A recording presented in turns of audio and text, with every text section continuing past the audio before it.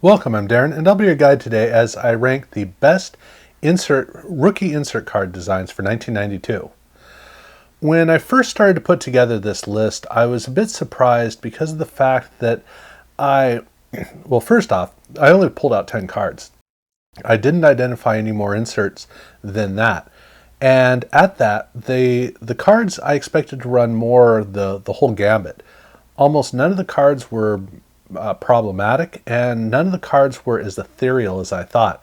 I just thought that there'd be one or two cards that would just be in a whole nother category. That wasn't quite the case, so that was a bit surprising. But all in all, they were generally pretty good. And when I was preparing to actually do this video, I came to realize that actually I'd made a mistake. One of the set I've got at number 2, well, it's actually not current rookies. Now that was a mistake that I made because of the number 1 set. I'll be getting to that in a minute, but that is kind of one caveat, which is that I only have 4 on this list that are actually rookies, but I'm going to go ahead and put that in the list regardless, primarily because that gives me 10, which gives me 2 videos, but also because I didn't get it into the best of video, which it definitely would have been a part of. So I got to mention it. So here we go. So for one other note, I've gotten kind of tired of trying to figure out if a basketball or a baseball card or a hockey card is a rookie or not. So I may actually be dropping those 2 sports unless it's actual draft pick cards. So moving forward, that just maybe something that I'll be dealing with that in that way. But in this video, I do still have some baseball sets, including at number 5. I've got the Upper Deck Scouting Reports cards, and this is this is a very nice card. Basically, it has a 2/4 bleed, half bleed, and it has a nice little black band around the outside, some silver foil, which makes it look really nice, a really wonderful sheen over the card that makes the cards look rich. But the big thing was Upper Deck was finally starting to figure out this image thing. In 1991, they hadn't quite figured it out, but in 1992, they were finally getting it. And you can see it in this card. Rich colors, but the images tend to be really well selected and really well presented. And that's what makes the card look really good. The only problem this card has is it's not very memorable. This is not a card that's going to stand out amongst other cards. It feels more like a really impressive subset rather than an insert set.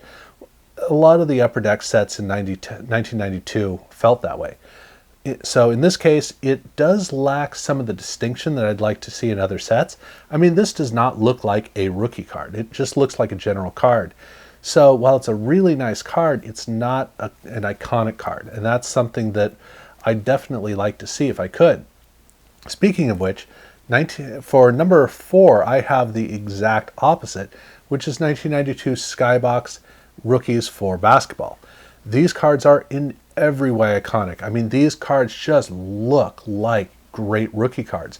When you think of the rookies of this year, these are the cards you're typically going to be looking at. This and Upper Deck are kind of the high watermark for rookie cards in basketball in 1992. They look great, they look iconic, they just seem right. And especially with these cards because they're full bleed cards with a tight shot of the player. They really do emphasize, the player. And that's what makes these cards work so well. On top of that, they have the gold box, which comes across beautifully. The only problem this card has is the card stock. Instead of using a high gloss or even a medium gloss card, this is the same card stock they were using in 1991. It was time to get rid of it. I mean, at least with inserts. Please don't use them with inserts. The cards do have an iconic quality though, and it's kind of interesting because in 1993 they upgraded the cards and they looked so much better in 1993. Ironically, there are a few of these that showed up in those packs, which kind of showed the juxtaposition, but even as I'm sitting here, I can't remember what the 93 cards look like. That's kind of the problem, is the fact that the 93 cards, while much better looking, much better created, aren't as iconic, whereas in 1992, I mean, this is seared into my mind. There are 3 sets that for me define 1992 just in the back of my memory. Bowman for the bad, Fleer Basketball for the how in the world did they pull off a great card in the 90s, And then this is, for me, this is just rookies for 1992. This is the way that it looks. So iconic, but oh man, that card stock. I can't get past it. In 1991 or 1990, it was great and innovative. In 1992, it was not. So, I have it here at 4 for that reason. For number 3, I'm going back to baseball. And I'm going specifically with the Leaf Gold Rookies. Or Rookie Gold. I think it's Gold Rookies. Doesn't matter. So Don Russ figured out that they needed to, while they were trying to figure out how to make better cards, they realized that they needed to do what Fleer was doing by making better inserts. And they were slowly getting better with it. Leaf, on the other hand, was in 1991, it was still one of the best card designs for the premium brands. Ultra, when it hit the market, did not catch up, and Upper Deck wasn't really that much better. So for 1992, they didn't have to change much, right? Well, no, because in 1991, Pinnacle launched in football and showed that they were ready to make really impressive cards. So everybody stepped up their game. Nobody more so than Ultra. They really made an impression in 1992. Upper Deck also looked fantastic. Pinnacle obviously looked great. Leaf did, in terms of its card design, a really good job of trying to keep up. The card stock, well, not so much with the card stock, but at least they were doing a pretty good job of trying to stay in the game.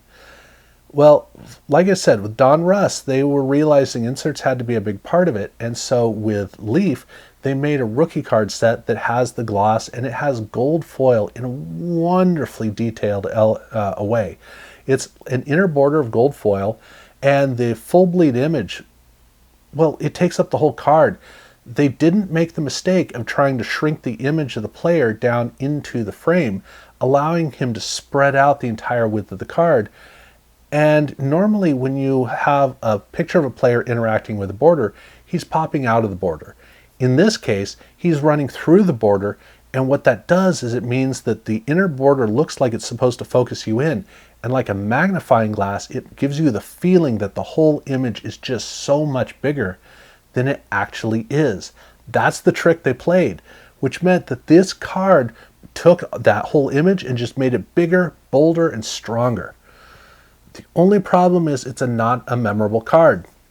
You can, if you're thinking on an individual basis, okay, but you got to give it a chance. If you put this in a display case, you're never going to see it. It just disappears. It's too well made, but it's not too well crafted. So, unfortunately, that's the nature of it. But the top 2 to me are no question they're the top 2, and ironically, at number 2 is my exception, which is the 1992 Fleer Football Rookie Sensations. And it wasn't until I was working on this video where I went, wait, Rookie Sensations, that's last year's rookies. But Tim Barnett's in it. And then I remembered, wait, Tim Barnett was 91. That's when he was a rookie. So what happened? And then I discovered that he was featured in the number 1 set, which I'll get to in a minute. That's why I made the mistake about it. Now, I'm leaving it in part because I didn't get a chance to talk about it in the best of, and because I need 10, and so that's fine. But man, these are amazing cards. I mean, they really are, and I wish that this is the way the rookie cards looked. True, Fleer was an early release, so they wouldn't have had the pictures in the NFL uniforms, which would have been helpful. But at any rate, the cards look gorgeous. The green border around the outside, the football field color with the white stripes, it's not even like an updated version of 86 Topps. This is a design that just looks so much better, mainly because of the glossy finish, but also the rich colors, especially the colors inside. The colors in the picture and in the border, all of that just makes this card look rich and luxurious and very, very, very distinct. With one exception, the images don't really carry on these cards. This is a card that's all about the card, and the card looks so amazing. But I really would like to see some good images if I possibly could, which brings me to number 1, which is the Upper Deck the Upper Deck Scouting Report in football. And like I said, this is actually 91 rookies and 92.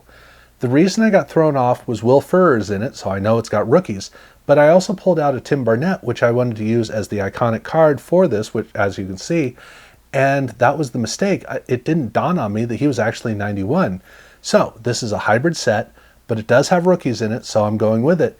And man, these cards look great. Really good. The key to it is not the pencil at the bottom. I mean, the pencil works well enough, but it's pretty kitsch. It just doesn't do well in terms of a thematic balance, but it doesn't really hurt the card either. It's about the right tone for what you want, so if it looks like a pencil or not, it still works. Because this card is all about the image. Full bleed shot, but it's all about that image. Upper Deck, like I said, was finally starting to figure out this good image thing. About selecting images, but also they like to blur the backgrounds. But the big thing was color saturation. These cards are covered in color.